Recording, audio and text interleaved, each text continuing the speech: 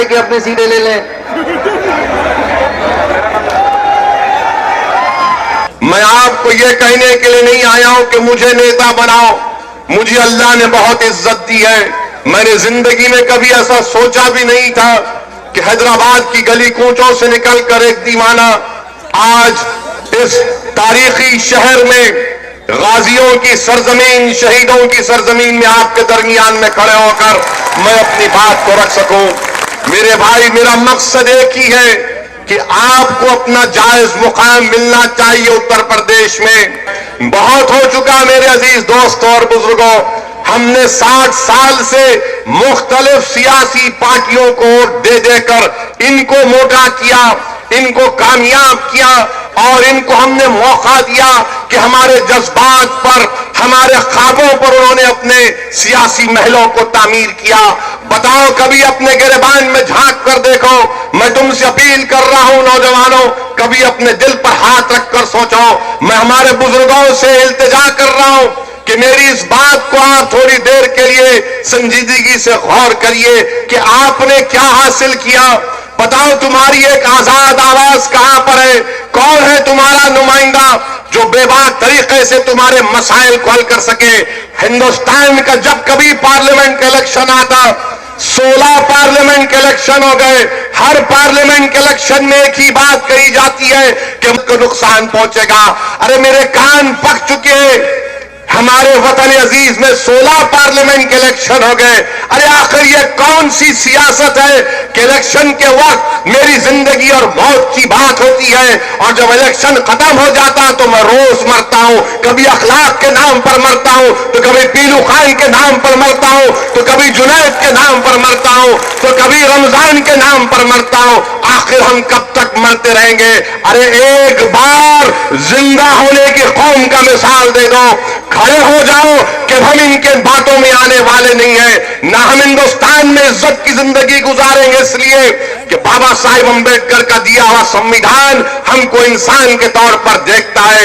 मैं तुम्हारे दरमियान में खड़े होकर अपील कर रहा हूं, तुमको वास्ता है उस गाजी शहीद सालार का, अगर तुम उसके वारिस हो तो खुदा की कसम तुम मोदी से नहीं डर सकते, तुम आरएसएस से नहीं डर सकते। तुम बुज़दिली और हिकमत के नाम पर तुम किसी कांग्रेस का साथ नहीं दे सकते। तुम मजबूरी के नाम पर तुम समाजवादी पार्टी या बीएसपी का साथ नहीं दे सकते। आज तुम्हारे पास इतनी ताकत है खुदा की कसम कि अगर तुम एक हो जाओगे तो उत्तर प्रदेश की सियासत में एक इनकलाब बरपा होगा। और मैं आपसे वादा कर रहा हूं, कि असदुद्दीन ओवैसी जब तक जिंदा रहेगा मैं वो इनकलाब पैदा कर रहूंगा। मैं तुमको हिंदुस्तान उत्तर प्रदेश का नेता बनाकर भी जाऊंगा। ये मेरी जिंदगी का मकसद है। मेरे अजीज दोस्तों और बुजुर्गों, इल्जाम तो हम पर बहुत लगते हैं कि ओवैसी आया है, वोट काटने के लिए आया है। मेरे अजीज दोस्तों और बुजुर्गों, हम कहां वोट काटने को आए हैं? 2014 का पार्लियामेंट का इलेक्शन हुआ।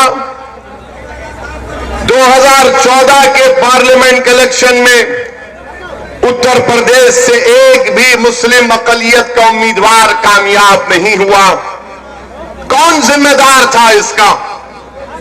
बताओ बहरेज की आवाम, क्या तुमने 2014 के पार्लियामेंट के इलेक्शन में मोदी को वोट दिया था? फिर कैसे कामयाब हुई बीजेपी? इसका जिम्मेदार कौन है? कौन है इसका जिम्मेदार? मेरे अजीज दोस्तों और बुजुर्गों, जब हम ये बात अवाम के दरमियान में खड़े होकर रखते हैं तो हमारे मुखालिफिन को सच्ची बात पसंद नहीं आती। और यकीनन मैं मानता हूं इस बात को कि हिंदुस्तान की पार्लियामेंट में जो हमारे बुजुर्गों ने जब संविधान बनाया, जिसमें बाबा साहिब अंबेडकर के साथ मौलाना अबुल कलाम आजाद, ये तमाम बड़े बड़े लोगों ने हिंदुस्तान का संविधान बनाया, तो उन्होंने ख्वाब देखा था। और ख्वाब ये देखा था कि हिंदुस्तान की जमहूरियत शराकतदारी की जमहूरियत होगी। हर तबके, हर जात, हर मजहब के लोगों की नुमाइंदगी हिंदुस्तान के पार्लियामेंट में होगी। सुनो बहरेज के गयूर अवाम, हिंदुस्तान की लोकसभा में 540 के ऐवान में मुस्लिम अकलियत की नुमाइंदगी सिर्फ 23 रह गई है, सिर्फ 23 है। और तुम जानते हो मेरी इस बात को कि जब तक आपके नुमाइंदे कामयाब नहीं होंगे, आपकी आवाज, आपके मसाइल हल होने वाले नहीं है।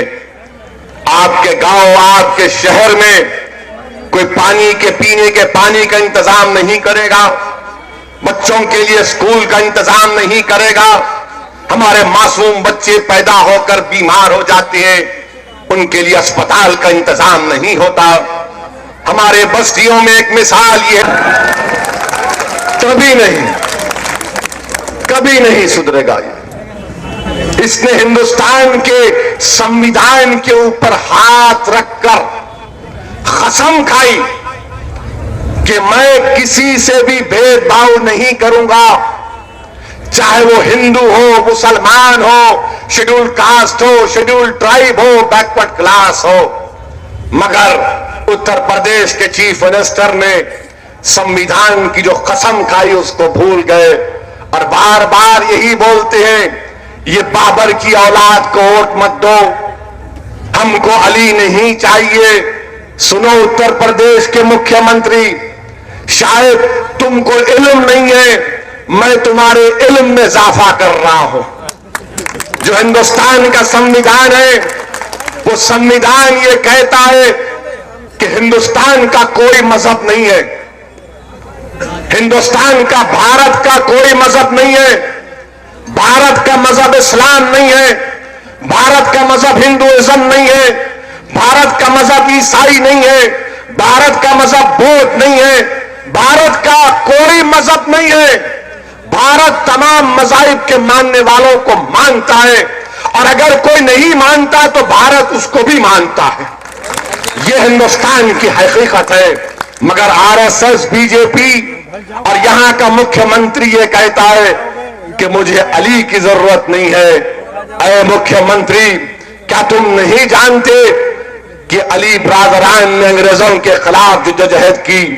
क्या तुम भूल गए कि एक अली ब्रादरान को हिंदुस्तान की जमीन नसीब नहीं हुई? वो अंग्रेजों से लड़ते लड़ते उनका इंतकाल हो गया तो मस्जिद अक्सा के दामन में उनको अपनी खबर में जगह मिली। मगर ये तासुब किस बात का? आखिर इतनी नफरत क्यों है अली के नाम से? क्यों नफरत है? अरे तुम तो संविधान के ऊपर कसम खाओ ना मुख्यमंत्री, तुम भूल गए उस कसम को? क्या तुम्हारी नजर में अली बराबर नहीं है? क्यों तुम इस तरह की बात करते? अरे ये मुल्क अली को भी मानने वाला है, ये मुल्क बजरंग बली को भी मानने वाला है। ये हिंदुस्तान की खूबसूरती है। और ये कौन कह रहा है? ये भड़काऊ भाषण, ये भड़काऊ पहचान आपसे कह रहे हैं। मैं कह रहा हूं आपसे, कोई रोक नहीं सकता मुझे। मेरे अजीज दोस्तों और बुजुर्गों, ये आपको सोचना है। और ये मुख्यमंत्री क्या कहता है कि हम ठोक देंगे, हम ठोक देंगे। किसको ठोक देंगे आप? नेशनल ह्यूमन राइट्स कमीशन के पास 16 केसेस गए एनकाउंटर के। नेशनल ह्यूमन राइट्स कमीशन ने कह दिया कि 16 बच्चों पर पुलिस ने ज्यादती की, उनके आला ओहदेदारों के हुक्म पर उन्होंने गोलियां चलाई। अरे तुम मुख्यमंत्री हो, तुमको रियासत को चलाना है तो संविधान से चलाना है। और संविधान ये कहता है कि इंसान की जान हिंदुस्तान में उसका फंडामेंटल राइट है, कोई किसी की जान नहीं ले सकता। अगर क्रिमिनल है गिरफ्तार करो, कोर्ट में पेश करो। और जो मुझ पर इल्जाम लगाते हैं मैं फरका परस्त हूं, तो क्या यह बात सच नहीं है कि उत्तर प्रदेश में 2017 और 18 एक साल के दरमियान में 160 मुस्लिम अकलियत नौजवानों के ऊपर नेशनल सिक्योरिटी एक्ट लगाया गया, एनएसए लगाया गया। एनएसए 1 साल तक बेल नहीं होती। आप बताइए, 160, ये मैं नहीं कह रहा हूं, इंडियन एक्सप्रेस अखबार में 29 मार्च को एक मशहूर स्कॉलर है, आलिम है, जिसका नाम क्रिस्टोफर जेफरले है, उसने अपने मजमून में लिखा कि उत्तर प्रदेश में 160 मुस्लिम नौजवानों के ऊपर NSA लगा दिया गया। हम पूछना चाहते हैं, ये इंसाफ है आपका? बताओ आप कि पूरे उत्तर प्रदेश में कुरैश बरादरी बेरोजगार हो गई, पूरे उत्तर प्रदेश में कुरैश बरादरी आज उनके घर में चिराग नहीं जलता, परेशान है, मगर आप अपना फैसला सुना चुके हैं। क्या वो इंसाफ पर मुबन्नी है? बताइए आप। मेरे अजीज दोस्तों और बुजुर्गों, आप आइए हिंदुस्तान के वजीर आजम मोदी के ऊपर, आप सुनिए इनके कारनामे। हिंदुस्तान जो वोट दे दो, हमको चाय बेचने पर एतराज नहीं है, हरगिज नहीं है। आपने कहा कि चलो ये गरीबी से आया है, इसका साथ देंगे। चाय वाला हिंदुस्तान का प्रधानमंत्री बन गया, मगर अब आकर कह रहे हैं कि मैं चौकीदार हूं, मेरा साथ दो। अब आकर कह रहे हैं, बीच में कहा कि मैं मां गंगा का बेटा हूं, बहुत अच्छा है, आपका अकीदा है। फिर बीच में कहा कि मैं फकीर हूं, मैंने कहा तुम नजर तो नहीं आते। अब कहा कि मैं चौकीदार हूं।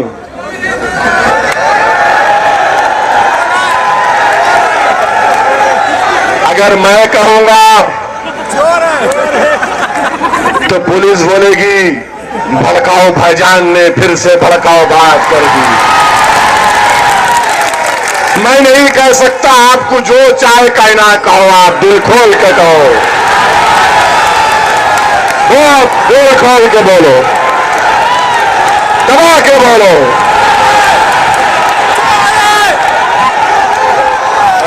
तुम मत बोलो यार मेरे भाई, मैं नहीं कहा पुलिस वालों, मैं नहीं कहा, तो बात मैं नहीं कहा,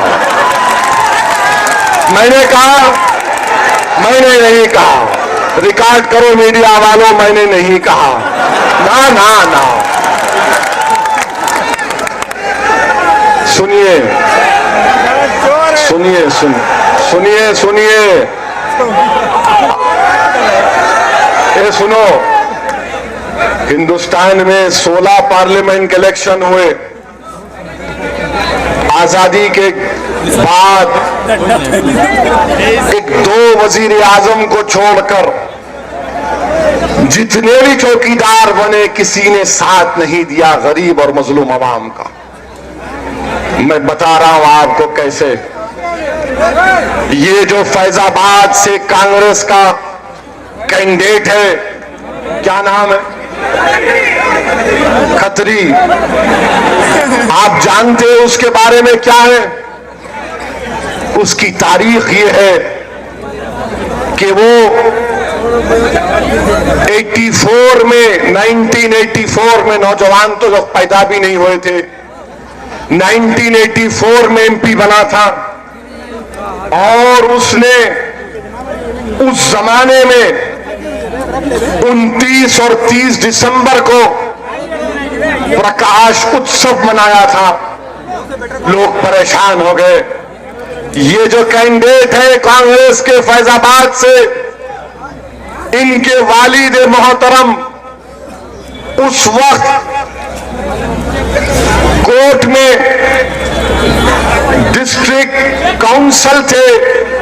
इन्होंने ही कोर्ट को लिख कर दिया था कि बाबरी मस्जिद के ताले खोल दिए जाएं। अब आप बताइए, मैं फिरका परस्त हूं, मैं फिरका परस्त हूं।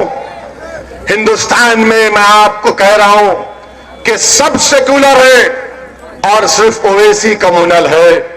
ये सब दूध के धुलेरे हैं और ये समझते कि हमको तारीख नहीं मालूम। मेरे भाई, मैं आपसे जिक्र कर रहा था हिंदुस्तान के भारत के वजीर आजम उर्फ चौकीदार के बारे में। चौकीदार ने कहा था, भाइयों बहनों, आजकल नहीं बोल रहे हो। बोलते थे कि अच्छे दिन आएंगे तो लोग पुकार कर बोलते थे उत्तर प्रदेश में आएंगे। अब आप चौकीदार की जबान से नहीं सुनते अच्छे दिन, क्योंकि अगर उत्तर प्रदेश के किसी सभा में ये चौकीदार बोलेगा अच्छे दिन, तो जनता पुकार कर कहेगी चौकीदार हमारे बुरे दिन लौटा दे। इसने वादा किया था हिंदुस्तान के नौजवानों से। आज मैं नौजवानों के सरों के समंदर को यहां पर अपने सामने देख रहा हूं। नौजवानों, बुजुर्गों जो अपने औलाद के मुस्तकबिल के बारे में फिक्रमंद है, यही नरेंद्र मोदी ने कहा था कि मैं हर साल 2 करोड़ नौकरियां दूंगा। हमारे मुल्क में, भारत में 50% आबादी 25 साल के कम उम्र लड़के और लड़कियों पर मुश्तमिल है। बताओ नौजवानों, बताओ बुजुर्गों, जब 50% आबादी 25 साल की उम्र पर मुश्तमिल है, तो इन बच्चों का मुस्तकबिल क्या होगा? क्या करेंगे ये बच्चे? क्या ये जिंदगी भर यही नारा लगाएंगे ओवैसी जिंदाबाद? क्या ये जिंदगी भर यही कहेंगे कि शेर आया? क्या इनको नौकरी नहीं मिलनी चाहिए? क्या इनका मुस्तकबिल अच्छा नहीं होना चाहिए? सोचो उत्तर प्रदेश के नौजवानों, तुमको मुझसे नफरत होगी, नफरत करो। तुमको मेरे चेहरे की दाढ़ी से नफरत होगी, करो। तुमको मेरे नाम से नफरत होगी, करो। मगर मैं जो बात कह रहा हूं उस पर सोचो। जो तुमसे वादा किया था कि हर साल 2 करोड़ नौकरियां देंगे, बताओ क्या नौकरी मिली आपको? मेरे भाई, आज नरेंद्र मोदी नौकरियों की बात नहीं करते। नोटबंदी जब हुई, उस वक्त उत्तर प्रदेश के चुनाव चल रहे थे। मैं पुकार रहा था उत्तर प्रदेश में कि देखो, ये नोटबंदी से सबसे ज्यादा नुकसान गरीबों को होगा, मजलूमों को होगा, कमजोरों को होगा, शेड्यूल कास्ट को होगा, मुस्लिम अकलियत को होगा, आदिवासियों को होगा, उन गरीब कारोबार करने वालों को होगा जो पैसे कैश के ऊपर कारोबार करते। तो यही मोदी के टीवी चैनल वालों ने मुझे बदनाम करने की कोशिश की कि ओवैसी ने इसको भड़काऊ भाषण देकर एक नया रंग दिया। आज बात मालूम हो गई कि मोदी के नोटबंदी की वजह से 1 लाख 2 लाख नहीं बल्कि 1 करोड़ नौकरियां चली गई। सिर्फ 6 महीने के अंदर 1 करोड़ नौकरियां चली गई। बताओ इसका हिसाब कौन लेगा? आज हिंदुस्तान के वजीर आजम इसकी बात नहीं करते। जीएसटी के नाम पर छोटे बड़े कारोबार बर्बाद हो चुके हैं, इसकी बात नहीं करते। मगर हिंदुस्तान के वजीर आजम जो दोबारा वजीर आजम बनने का ख्वाब देख रहे हैं, हिंदुस्तान के वजीर आजम मिस्टर मोदी इंशाअल्लाह ताला जब 23 मई को नतीजा आएगा तो तुम ये लिखोगे, अब मैं चौकीदार नहीं, अब मैं एक्स प्राइम मिनिस्टर बन के बैठूंगा। ये एक्स प्राइम मिनिस्टर बनाना हर हिंदुस्तानी का अहम फरीजा है। अब मोदी की सभाओं में, मोदी के भाषण में नौकरी की बात नहीं होती, मोदी के भाषण में गरीबी खत्म करने की बात नहीं होती, मोदी के भाषण में नोटबंदी की बात नहीं होती। अब मोदी अपने तमाम नाकामियों और कमजोरियों को छुपाने के लिए क्या कहते हैं? नेशनलिज्म मैंने घर में घुसकर मारा। बोलते हैं ना, मैंने घर में घुसकर मारा। अब तो कल एक टीवी, हिंदी के टीवी चैनल को इंटरव्यू दे रहे थे और टीवी के एंकर्स तो माशाअल्लाह ऐसा उनसे डरते हैं। मोदी से पूछा गया तो सवाल एक है, जवाब ये दे रहे हैं कि जब मैंने घुसकर आतंकवादियों को मारा, मैंने देखा कि आप घुसकर मारे, यानी आप कमांडो बन गए थे, आप एयरक्राफ्ट के पायलट बन गए थे। आप बंदूक लेकर घुस गए थे, आपने गोलियां तोप चलाई, ये आप कहां से आ गया? हिंदुस्तान के वजीर आजम, इतना तो मत गिर जाओ कि जो हमारे बहादुर सिपाहियों की कुर्बानी तुम अपने कंधों पर ले लोगे क्या? हमारे बहादुर एयरफोर्स के पायलट की कुर्बानी आप अपने कंधों पर ले लोगे? और यहां के मुख्यमंत्री ने कहा था ना, मोदी की सेना, तो इलेक्शन कमीशन ने कहा उनको 72 घंटे उनको खामोश बैठना पड़ा। मुझे नहीं दी गई अब तक नोटिस, माशाअल्लाह, ना मुझे दी जाएगी, क्योंकि मैं लड़ाने की बात नहीं कर रहा हूं, मैं सच्चाई की बात कर रहा हूं।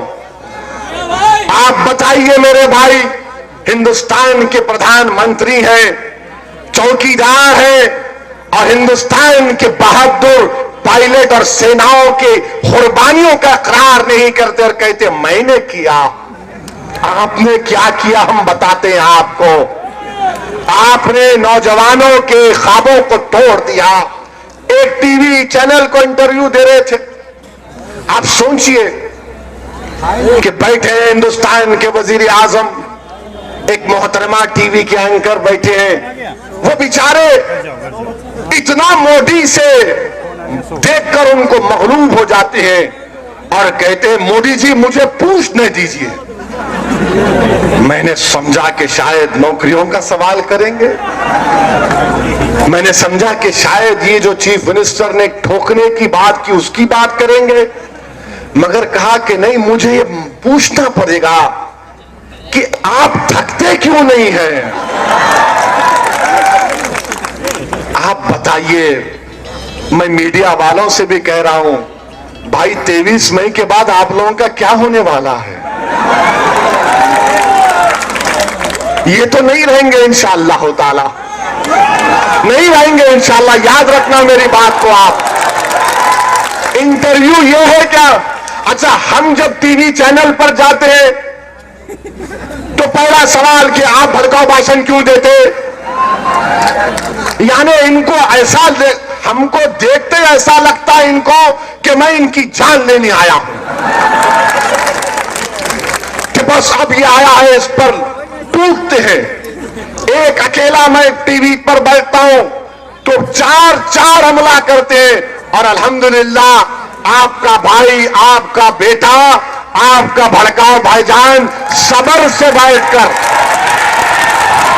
पूरे इत्मीनान और पूरे आराम के साथ मुस्कुराते हुए इनका जवाब जब देता हूं तो बोलते आप मुस्कुरा रहे हैं, तो मैं कहता हूं आपकी जली क्या?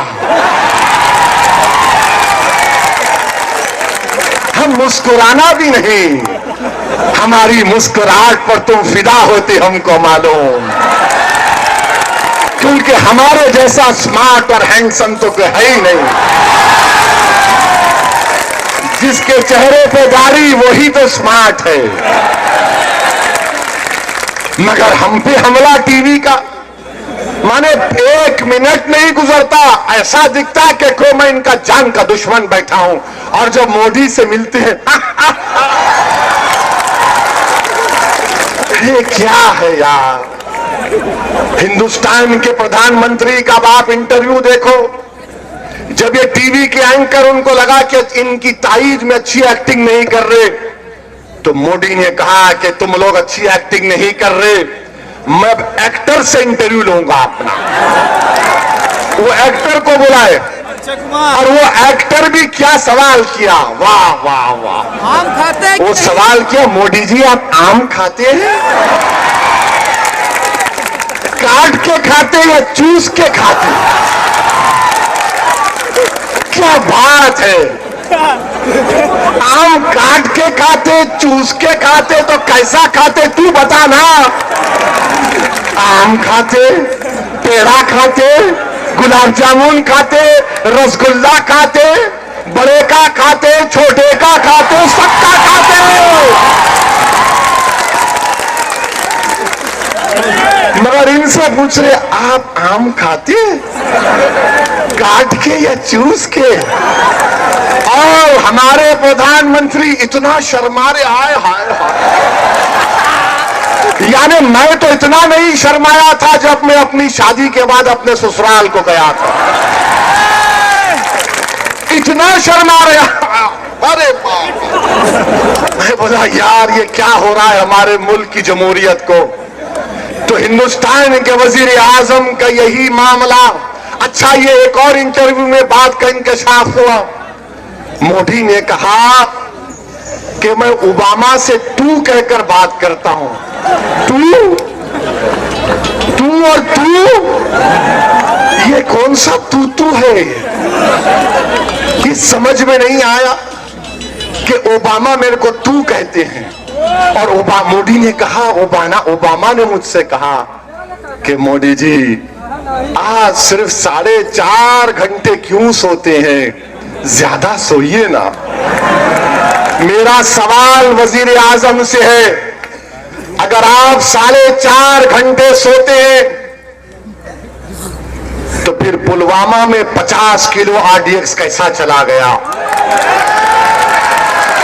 अगर आप 4.5 घंटे सोते हैं तो सीआरपीएफ के हमारे बहादुर 50 सिपाही कैसे मारे गए? अगर तुम सिर्फ 4.5 घंटे सोते हो तो फिर तुमने नौजवानों को 2 करोड़ सालाना नौकरियां क्यों नहीं दी? अगर तुम सिर्फ 4.5 घंटे सोते हो तो फिर उत्तर प्रदेश में इतना खौफ का माहौल क्यों है? अगर तुम सिर्फ 4.5 घंटे सोते हो तो फिर तुम ट्रंप से क्यों डरते हो?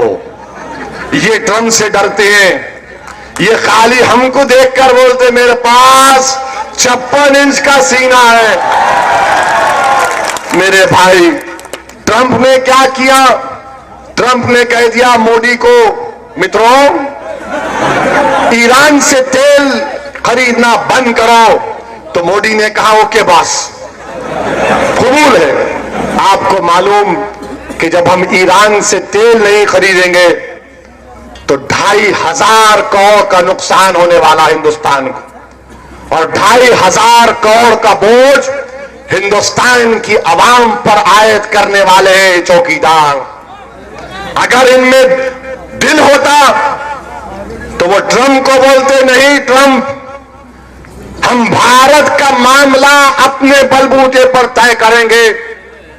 अमेरिका बैठकर हमसे नहीं कह सकता कि हम कैसे मुल्क चलाएं। मगर मोदी को उस वक्त ट्रंप को कहने से डरते हैं। हिंदुस्तान के चौकीदार रहकर आप ट्रंप से डर गए। अगर आप वाकई में, अगर आपको हिंदुस्तान से टूट मोहब्बत होती, उसकी सॉवरेनिटी का लिहाज होता, तो आप ट्रंप से 2 अल्फाज में कहते कि नहीं हो सकता, मैं हिंदुस्तान के गरीबों पर 2,500 करोड़ का बोझ नहीं डाल सकता। मगर वहां पर हिंदुस्तान के गरीब याद नहीं आए, वहां पर एक अमेरिका का सुपर पावर इनको डर दिखा और डर गए ट्रंप से। मेरे भाई, ये इनके कारनामे हैं। और फिर हिंदुस्तान के वजीर आजम बोलते हैं कि मैंने मुस्लिम महिलाओं को ट्रिपल तलाक का कानून लाकर मुस्लिम महिलाओं को इंसाफ दिया। अच्छा, अब आप देखो, ये लतीफा सुनो आप। अब हम बहरेज से चौकीदार से पूछ रहे हैं कि बीजेपी का त्रिपुरा का जो चीफ मिनिस्टर है, जो त्रिपुरा का चीफ मिनिस्टर है, उनकी बीवी, उनकी मिसिस, उनकी बेगम कोर्ट में केस डाल के बोल रही कि मेरा शौहर मुझ पर जुल्म करता है। प्राइम मिनिस्टर, अब बताओ, क्या तुम त्रिपुरा के तुम्हारे चीफ मिनिस्टर की बेगम साहिबा तुम्हारे चीफ मिनिस्टर के बारे में कोर्ट में अर्जी डाली कि मुझ पर जुल्म करते हैं, क्या आप दौड़े दौड़े जाएंगे उसके लिए? क्या आप उसके लिए कुछ करेंगे? नहीं करेंगे। मगर वजीर आजम जब कहती है कि मैं मुस्लिम महिलाओं को इंसाफ दिलाना चाहता हूं। मैंने पहले भी इस बात को कहा और आज भी कह रहा हूं कि मिस्टर मोदी, अगर आपको मुस्लिम महिलाओं को इंसाफ दिलाना है तो जब आप गुजरात के चीफ मिनिस्टर थे, इकबाल बानो नाम की एक औरत जो 7 महीने की हामिला थी, आप चीफ मिनिस्टर हैं और आपके रियासत में उस बहन को, उस खातून को, उसकी आंखों के सामने उसकी 16 महीने की बच्ची के सर को दीवार से मारकर उसको कत्ल कर दिया गया और 7 महीने की हामिला को उसकी आंखों के सामने उसके खानदान के 12 लोगों को शहीद किया गया। उसके बाद 10 लोगों ने मिलकर उस 7 महीने की हामिला की इज्जत लूटी। क्या ये बात झूठ कह रहा हूं मिस्टर मोदी? 2002 का वाकया और 2019 में 2-3 दिन पहले सुप्रीम कोर्ट ने कहा कि इसको 50 लाख मिलने चाहिए। मैं तो उम्मीद कर रहा था कि सुप्रीम कोर्ट शायद जब 50 लाख अगर सुप्रीम कोर्ट ने दिए, क्योंकि उस औरत से नाइंसाफी हुई, हामिला है, इज्जत लूटी गई, हामिला है, उसकी बच्ची को मार दिया गया, उसके खानदान के 16 लोगों को कत्ल कर दिया गया। मैं उम्मीद कर रहा था कि शायद सुप्रीम कोर्ट उस वक्त की हुकूमत को भी तनकीद का निशाना बनाएगी। आज वजीर आजम चौकीदार कहते हैं मुस्लिम महिलाओं से इनकी मोहब्बत की बात करते हैं। हम पूछना चाहते हैं, क्या अखलाक की मां से इंसाफ होगा? क्या अखलाक की मां से इंसाफ होगा? चीफ मिनिस्टर उत्तर प्रदेश की सभा होती है, जलसा होता है, और जैसा आज आप यहां पर बैठे पहली सफ में, जिन पर अखलाक को कत्ल करने का मुकदमा है, जिन पर 302 का केस है, जिसने कि इबादतगाह में जाकर ऐलान किया कि आओ आओ अखलाक के घर में गोश्त मारो उसको, वो लोग पहली सफ में बैठकर मोदी जिंदाबाद के नारे मार रहे थे। बताओ, ये इंसाफ है आपका कि अखलाक की मां को इंसाफ मिलेगा? मेरे भाई बताओ, मेरे अजीज दोस्तों और बुजुर्गों, आसाम में शौकत अली एक आदमी है, गरीब है, 60-65 साल का है, उसका कारोबार है गोश्त बेचना 35 साल से। उसको रोककर उस ज़ईफ को मारा गया और कि तू गोश्त बेचता है, और फिर उसके मुंह में सूअर को डालकर कहा जाता है तू खा। किसकी हुकूमत है मिस्टर मोदी आसाम में? किसकी सरकार है? आपकी सरकार है, और आप कहते हैं सबका साथ सबका विकास।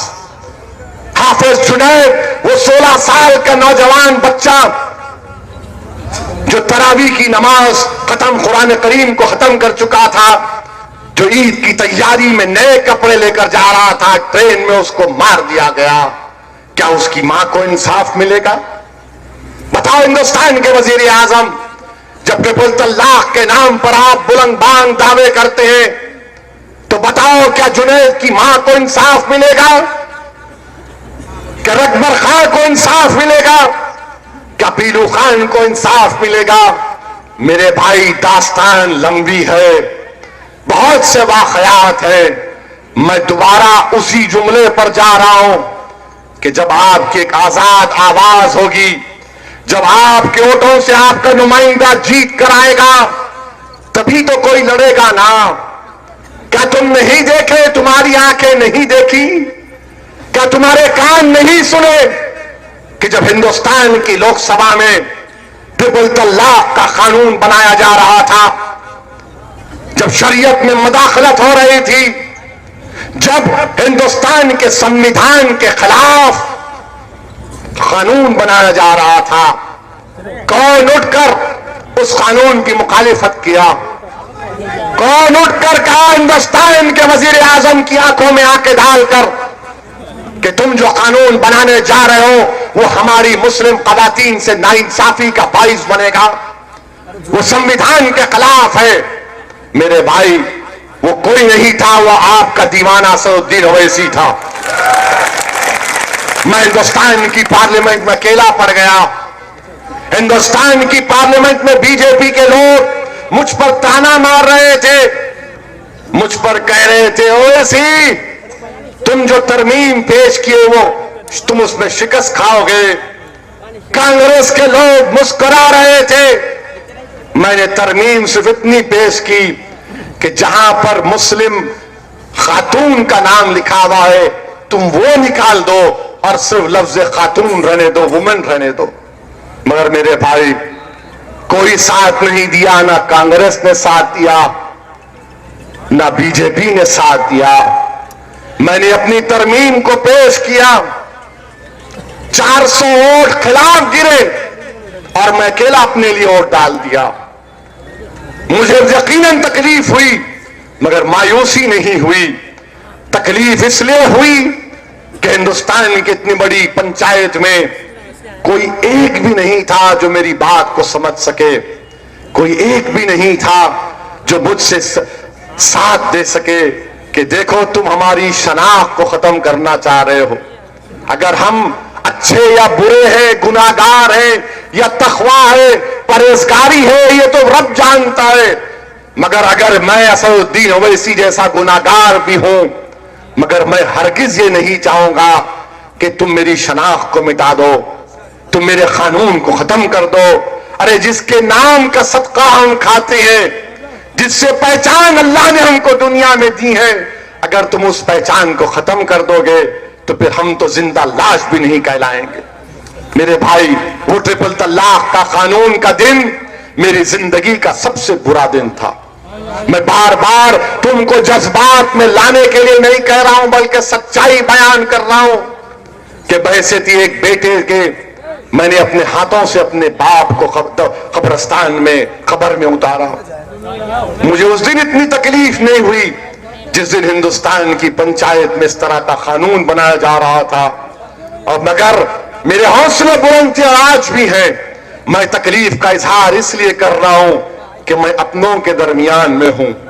मैं आपके दरमियान में खड़े होकर अपने दिल की तकलीफ को बयान कर रहा हूं और तुमसे भीख मांग रहा हूं कि मुत्तहिद हो जाओ, मुत्तहिद हो जाओ।